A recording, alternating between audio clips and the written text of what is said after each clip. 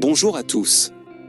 Aujourd'hui, nous nous lançons dans un voyage extraordinaire au cœur des traditions hivernales dans le monde. L'hiver n'est pas simplement une saison où la nature se retire dans une froide quiétude, c'est également une période où les cultures du globe célèbrent, partagent et créent des moments magiques et inoubliables. Je suis Fakhreddine, et je suis ravi de vous emmener à travers une exploration enchanteresse de ces rituels qui marquent l'hiver aux quatre coins de la planète.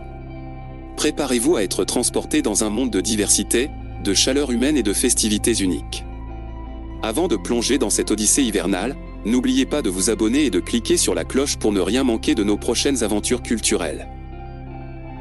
Maintenant, partons ensemble à la découverte des traditions hivernales dans le monde sur Fakhologie. Embarquons pour une aventure culturelle au pays du soleil levant, le Japon, où l'hiver apporte avec lui deux célébrations emblématiques. Tout d'abord, pendant la saison des cerisiers en fleurs, le Japon accueille le Hanami, une tradition ancestrale où les habitants se réunissent dans les parcs pour contempler la beauté éphémère des cerisiers en fleurs. Les pétales de sakura qui tombent doucement créent un tableau magique, symbolisant la fragilité de la vie et l'éphémère beauté de la nature. Mais l'hiver au Japon ne se limite pas à la mélancolie de la fin de l'automne. À Sapporo, sur l'île d'Hokkaido, le Yuki Matsuri, ou Festival de la neige, transforme la ville en un royaume hivernal féerique. Des artistes locaux et internationaux sculptent d'énormes blocs de glace en statues éblouissantes qui émerveillent les visiteurs.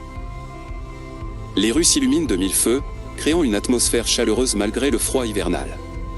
La dualité du Hanami et du Yuki Matsuri au Japon reflète la profonde connexion du peuple japonais avec la nature, célébrant la transition délicate entre les saisons avec une grâce et une élégance qui caractérisent leur riche héritage culturel.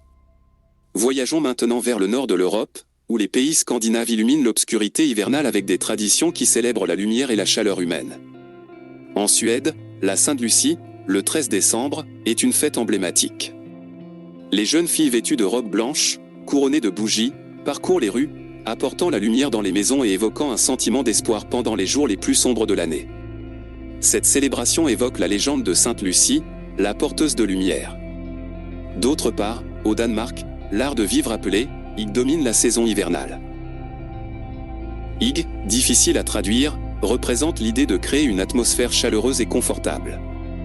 Les Danois illuminent leur maison avec des bougies, partagent des moments intimes en famille et entre amis, et savourent des plats réconfortants. C'est une célébration de l'intimité et du bien-être qui contraste magnifiquement avec les rigueurs de l'hiver.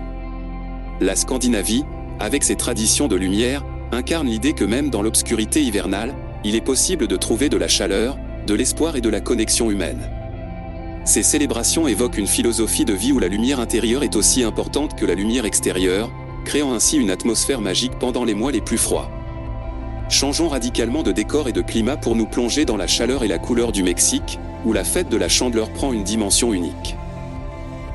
La fête de la Chandeleur, célébrée le 2 février, fusionne les traditions indigènes avec les rituels catholiques, créant une expérience festive riche et dynamique.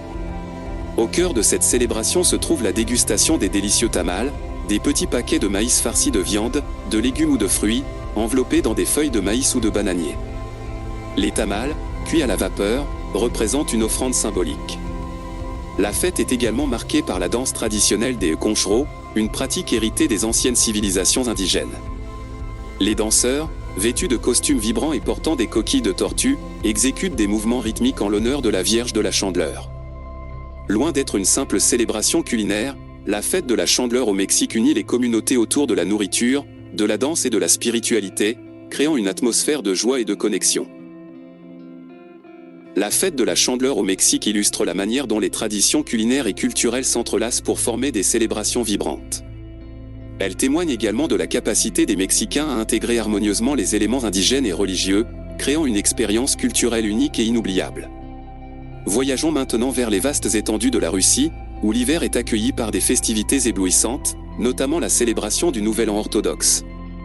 En Russie, le Nouvel An orthodoxe, également connu sous le nom de Noël russe, est une fête sacrée qui combine la tradition chrétienne avec des éléments folkloriques anciens. Célébrée le 7 janvier, cette journée marque la naissance de Jésus-Christ selon le calendrier julien utilisé par l'Église orthodoxe russe. La célébration commence par une veillée de Noël, suivie d'une messe de minuit dans les églises orthodoxes, illuminées par des bougies scintillantes. Les fidèles se rassemblent pour partager des plats traditionnels tels que le kutia, un dessert à base de blé cuit, de miel et de graines de pavot, et le bortsch, une soupe rouge à la betterave. Les festivités se poursuivent avec des chants de Noël, des danses traditionnelles et des représentations théâtrales qui racontent des histoires bibliques et folkloriques. Les rues s'illuminent de décorations festives, créant une atmosphère chaleureuse et féerique pendant les mois d'hiver. La célébration du Nouvel An orthodoxe en Russie offre un mélange unique de piété religieuse et de coutumes traditionnelles.